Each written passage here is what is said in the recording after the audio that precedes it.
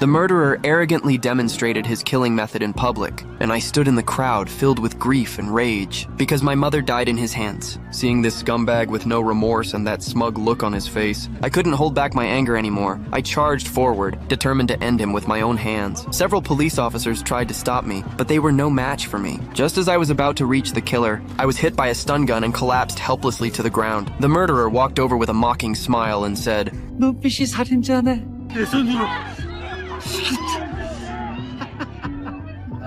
너한테까지 손상 걸지 모르겠다. Watching all this from the crowd, John froze. He saw the same pain he once had, the pain of losing someone he loved. Only those who lived through it would understand. Since Korea has no death penalty, even the worst criminals eventually walk free through loopholes. No matter how heartbroken the families are, all they can do is silently endure their loss. So John spent 20 years building a revenge base, created specifically to punish those who escaped the law. He named the team the Revenge Taxi. The members included Lisa, the hacking expert, Mark and Jim, the mechanics, and John, the mastermind behind it all. Now they only needed one thing: a highly skilled driver. After seeing my skills earlier that day, John was instantly interested. That night, he pulled up my records. Turned out, I was a retired Special Forces soldier, exactly the kind of talent the team needed. After learning my background, John approached me without hesitation and handed me a taxi driver's card, inviting me to join the Revenge Taxi and bring justice to those above the law. At that moment, I was burning with anger from being unable to avenge my mother, so I agreed right away. My first mission was a rapist who should have received life in prison, but walked free by claiming mental illness. The crowd protested with signs, but nothing changed, so they threw garbage at him in frustration. That only provoked his true nature. The criminal who acted so humble in public showed his real face the moment he got into the car, but he would never act arrogant again because he was sitting in my model taxi. At the intersection, I made a perfect drift and turned into a side road. Jim had already blocked the reporters, pretending his car had stalled. The criminal, thinking I'd shaken the reporters off, looked pleased until he realized something was wrong. I was driving him in the opposite direction. He yelled at me, demanding to know where we were going.